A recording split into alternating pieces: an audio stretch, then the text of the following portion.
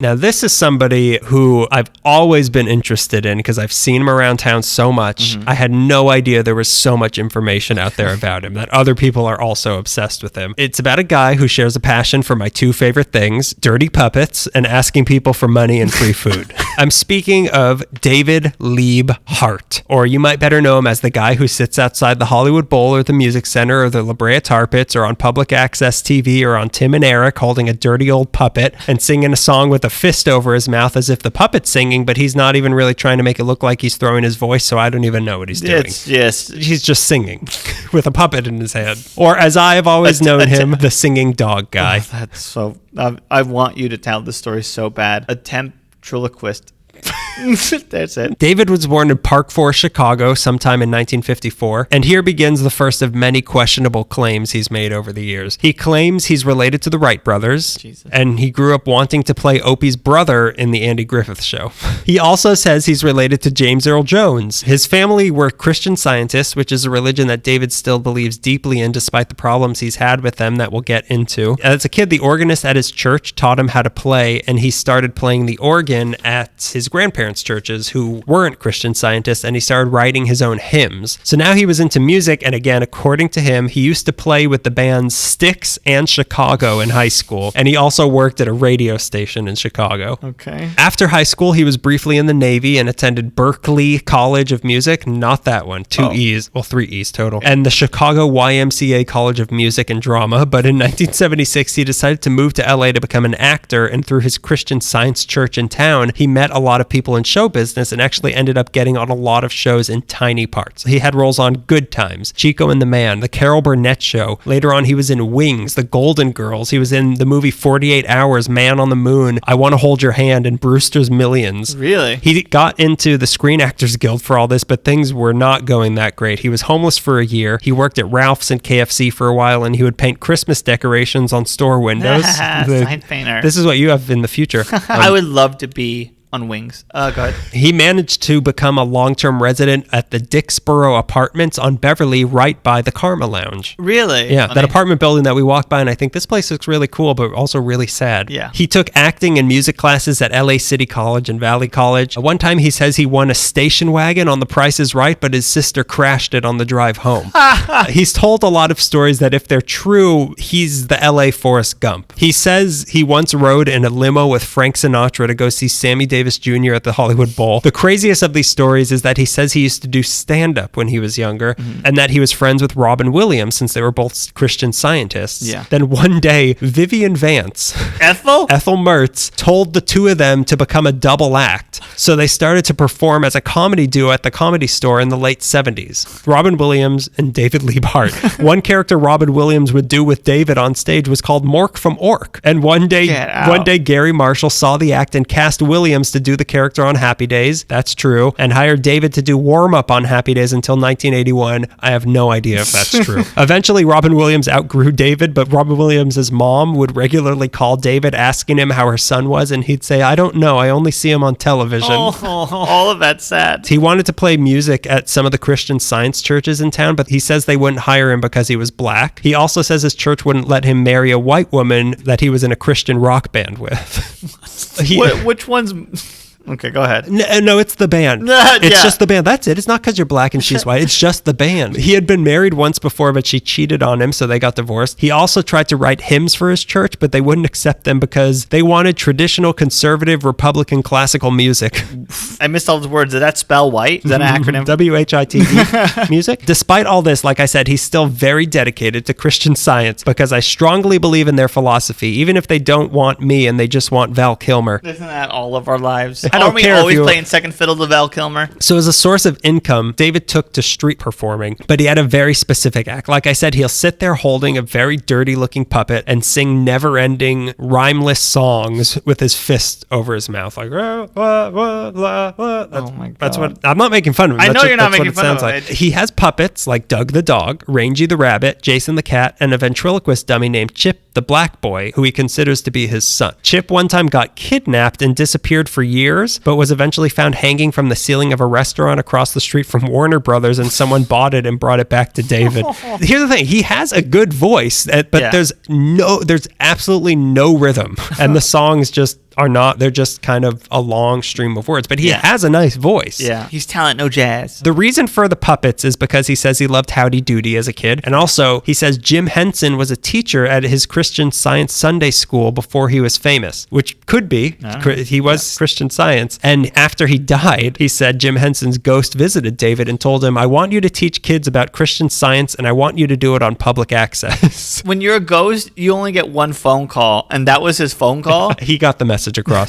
And so began his local public access show, the Junior Christian Science Bible Lesson Show. He was later warned by the Christian Science Church that they didn't want to sound affiliated with the show, so he changed the name to the Junior Christian Teaching Bible Lesson Program. Okay, both names need a second draft. This is not a man who does second drafts. He claims it was helped funded by Audrey Meadows, who played Alice Crampton on The Honeymooners, which is his favorite show. That's funny. Yeah, you and him have a couple things in common now. I think we have a lot of things in common. The show was him sitting in front of a green screen with crazy images projected onto it with his dirty puppets singing insane songs about whatever he came up with for half an hour, often with messages of not drinking and not doing drugs. That's his Ally Meekley. You're him. You do the same thing here. We do the same thing.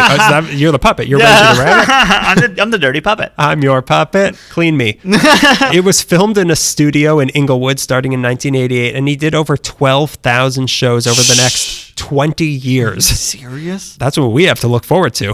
We get to go to Inglewood. He did this before Arnold Schwarzenegger, the guy who beat out Angeline for governor. He signed a bill to defund public access TV in 2006. So by 2008, the show was over. That's why there's not too many public access shows anymore. But one door doesn't close in David's face without a window opening for him to fall through. Tim Heidecker and Eric Warheim were fans of his public access show. And then when they got the Tim and Eric show on Adult Swim, they brought David on to sing a few songs on a few shows between 2007 and 2010. His very first song on there was called Salome, which brings us to a crucial point in the personality of David Liebe Hart, his unshakable belief in aliens. Oh boy. Salome is the word a group of aliens called the Carinians used to say hello and goodbye. Originally, the song was completely in Carinian, but Tim and Eric said no. So he redid it in English. How does David know all this about the Carinians? He's been abducted by them. He claims he was abducted by them for 2 weeks in 1968, and they took blood and skin samples from him because he was the first black human that they had ever tested. But he says that wasn't just a fluke. He believes the Carinians live among us. He thinks the Church of Christian Science has been infiltrated by them, but that wasn't even the only contact he's had with them. He says one day he was selling some of his paintings, he does paintings, at the tar pits, and a Carinian woman came up to him named Jezebel Borges. He said she looked like Betty Page as Wonder Woman with no pupils, and to prove she was an alien, she took off her shoe and her big toe was in the middle of her foot. So her true form was as a big bug, and she told him that she was ready to step down from her post as an elder master on her planet to marry him on Corindor, and he was willing, but as he put it, a little freaked out about her being an insect. He's getting cold feet. How do we raise our kids? However, this was another marriage that wasn't allowed because after she left, he said the other Carinians were jealous and he started getting threatening phone calls from Carinians saying that they didn't want an interracial marriage between a Carinian and an African-American human. He also got proposition for marriage by another Carinian on the Santa Monica Pier named Markama, who kept in touch with him via email. Unfortunately, this also didn't work out. She promised to marry and spend time with me. Then her ex-husband called me and said, that's not going to happen. The enemies of the Carinians are the Omegans, who he says show up to a lot of his shows. When his video of Salome was released on Tim and Eric, he says he was contacted by Jezebel's protector, Quizzlecoy, who said, we'd really appreciate you not using extraterrestrial language because we want our privacy, and you've infringed on our privacy by using the word Salome. But as David put it, the sad thing is that Warner Brothers owns the rights to that song. We're Warner Brothers. We own most of space. Yeah. I don't know if you know that. The only thing David believes in more than Christian Science and aliens is ghosts. He said as a kid he was haunted by a pet frog of his that died while he was on vacation. He also says as an adult he sees a ghost that sits in a chair in the corner of his room. He calls this ghost the Pickle Man. He's completely orange, not a traditional Caucasian ghost, and throws all of his clothes on the floor, puts too much food in his fish tank, quote, he takes out my toys and plays with them all, and worst of all, tickles and licks him while he's in bed and then disappears before dawn under the rug. And according to the never phased David, it was strange having a ghost lick me. Because of his success on Tim and Eric, he's been able to grow a pretty respectable fan base among the young drug-using demographic that show is geared to. Okay, settle down. He's that drug, these freaks, these sinners. Where's David Monet or whatever his name? Eddie Monet. He's done a lot of concert tours, a few with Tim and Eric themselves. He's starting a new tour this month. The episode's coming out. His band is the David Liebe Hart Band and has in the past been referred to as punk, but currently he's more electro-pop, singing songs like No Sex Since 94 and I Caught My Pecker in My Zipper.